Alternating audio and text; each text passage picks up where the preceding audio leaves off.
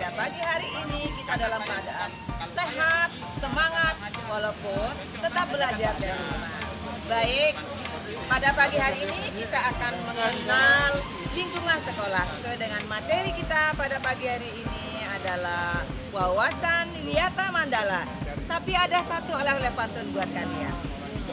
Ya, main layang-layang. Sekarang musim layang-layang loh, ya. Main layang-layang di lautan. Jangan lupa pakai perahu. Selamat datang kami ucapkan pada siswa SMP 7 yang baru. Selamat pagi dan salam sejahtera buat kita semua. Perkenalkan, nama Ibu Nima Delami Wijati, SPD MPD, sehari-hari bertugas di SMP Negeri 7 Mataram, mengajar mata pelajaran Bahasa Indonesia di kelas 7.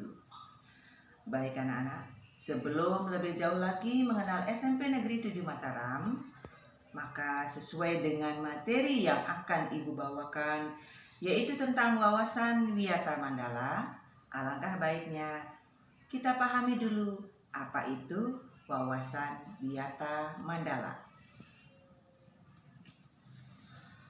Adapun cakupan materi dalam wawasan Wiyata Mandala ini ada 4 hal.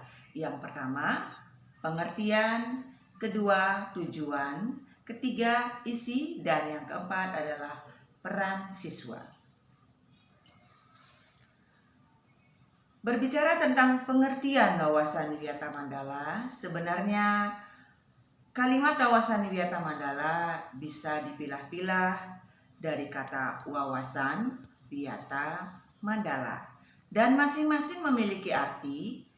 Wawasan berarti pandangan atau tinjauan, Wiyata berarti pengajaran atau pendidikan, Mandala dapat diartikan sebagai bulatan atau kawasan atau lingkungan.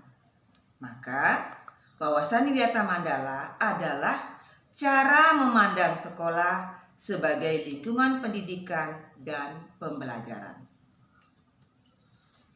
Jadi, sekolah itu merupakan suatu tempat yang dikondisikan sedemikian rupa sehingga kegiatan belajar mengajar berjalan dengan optimal. Oleh karena itu, setiap pihak yang terlibat dalam dunia pendidikan berkewajiban untuk menciptakan sekolah sebagai wawasan Wiyata Mandala. Baik, kita lanjutkan untuk cakupan materi yang kedua, yaitu tujuan wawasan Wiyata Mandala. Anak-anak, apa kira-kira tujuan wawasan Wiyata Mandala? Nah, tujuan wawasan Wiyata Mandala adalah diharapkan seluruh siswa dapat berperan aktif dalam meningkatkan fungsi sekolah sebagai lingkungan pendidikan. Kemudian cakupan materi yang ketiga yaitu isi wawasan Wiyata Mandala. Adapun isi wawasan Wiyata Mandala sebagai berikut. Yang pertama, sekolah merupakan Wiyata Mandala atau lingkungan pendidikan. Artinya selama di sekolah anak-anak diberikan pendidikan baik dalam bentuk pembelajaran maupun dalam pendidikan karakter. Kemudian yang kedua, wewenang dan tanggung jawab penuh oleh kepala sekolah. Kemudian yang ketiga, kerjasama antara guru dan orang tua murid. Antara guru dan orang tua murid memang harus terjalin kerjasama. Ada komunikasi antara orang tua siswa dengan guru untuk memantau perkembangan ataupun kegiatan pembelajaran kalian.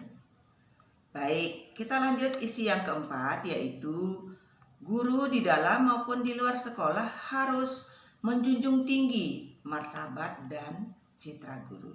Dan yang kelima, sekolah sebagai Wiyata Mandala harus bertumpu pada masyarakat sekitarnya. Artinya bahwa masyarakat cukup berperan di dalam tercapainya pendidikan ini.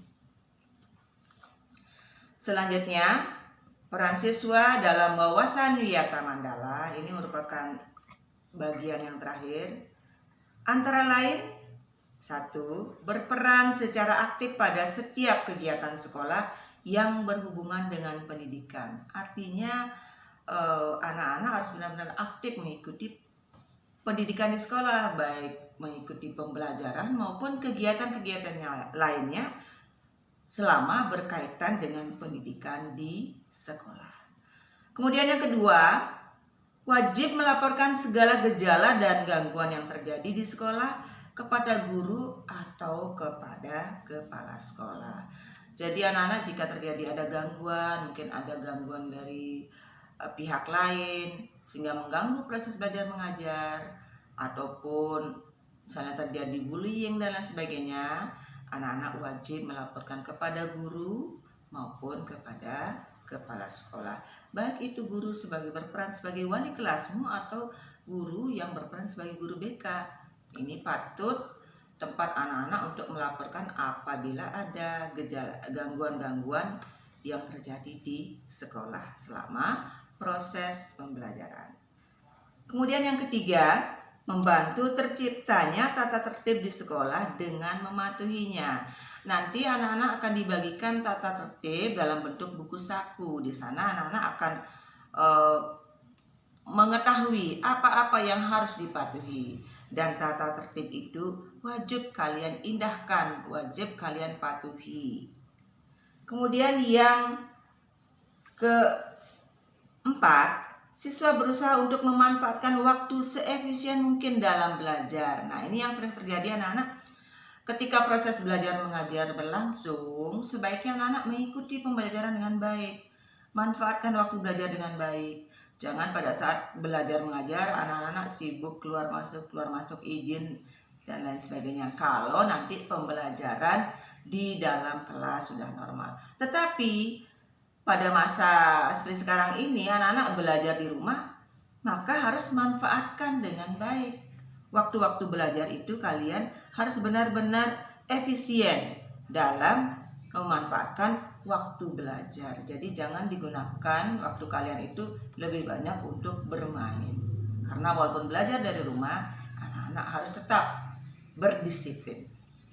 Kita lanjutkan pada yang kelima, memanfaatkan fasilitas belajar yang ada sebaik mungkin dan menjaganya agar tetap dalam kondisi optimal. Jadi kalau nanti anak-anak aktivitas belajarnya di sekolah, silakan manfaatkan fasilitas yang ada seoptimal mungkin. Misalnya anak-anak dibagikan buku paket, manfaatkan atau gunakan buku paket itu dengan baik. Jangan sampai rusak dan benar-benar dijaga fasilitas itu. Atau nanti kalau anak-anak mengadakan kegiatan praktek di laboratorium, maka gunakanlah dengan baik segala fasilitas belajar tersebut. Kemudian berikutnya, mengikuti kegiatan kokurikuler dan ekstrakurikuler yang membantu proses belajar mengajar. Nah, jadi segala aktivitas, segala kegiatan yang berkaitan dengan sekolah, baik itu dalam bentuk kokurikuler, pembelajaran sehari-hari, lalu ada kegiatan ekstrakurikuler, itu wajib diikuti karena nanti akan membantu proses belajar mengajar. Berikutnya, siswa mengikuti kegiatan organisasi. Nah, jadi nanti siswa akan tergabung dalam bentuk organisasi siswa yang disebut dengan OSIS. Jadi anak-anak wajib mengikuti itu. Dan yang terakhir, siswa harus menghindari tindakan yang akan mengganggu ketertiban dalam proses kegiatan belajar mengajar. Baik mengganggu ketertiban sekolah maupun mengganggu proses kegiatan belajar mengajar. Misalnya anak-anak suka mengganggu kelas lain yang sedang belajar atau tidak tertib dalam mengikuti kegiatan belajar mengajar. Nah, sehingga nanti ini akan mengganggu ketertiban di sekolah selama proses belajar. Nah, itu anak-anak kira-kira materi wawasan Widyata Mandala yang harus anak-anak pahami, harus anak-anak indahkan, harus anak-anak terapkan selama menempuh pendidikan di SMP Negeri 7 Mataram. Nah, anak-anak tetap semangat walaupun belajar dari rumah, jaga kondisi, tetap jaga jarak, kita pasti bisa.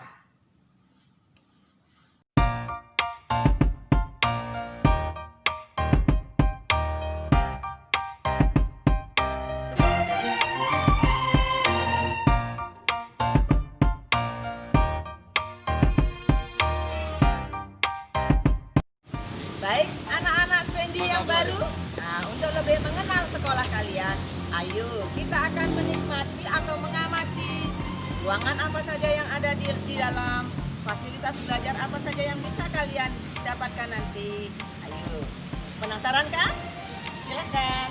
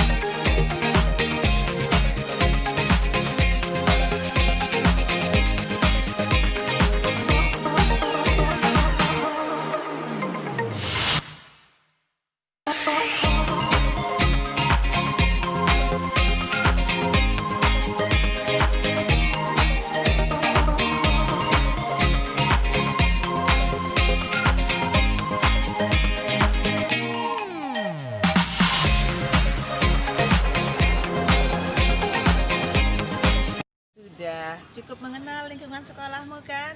Wow, ternyata SMP 7 luar biasa ya. Halamannya luas, gedungnya wow, pokoknya luar biasa deh. Kira-kira anak-anak gimana? Senang nggak masuk di SMP 7? Semoga saja nanti anak-anak semakin bangga, semakin mencintai SMP 7 ini. Nah, baik, sebagai penutupnya, Ibu tutup dengan pantun buah mengkudu, buah delima, tanaman obat di mana-mana. SMP 7 ku yang tercinta selalu terbuka untuk semua.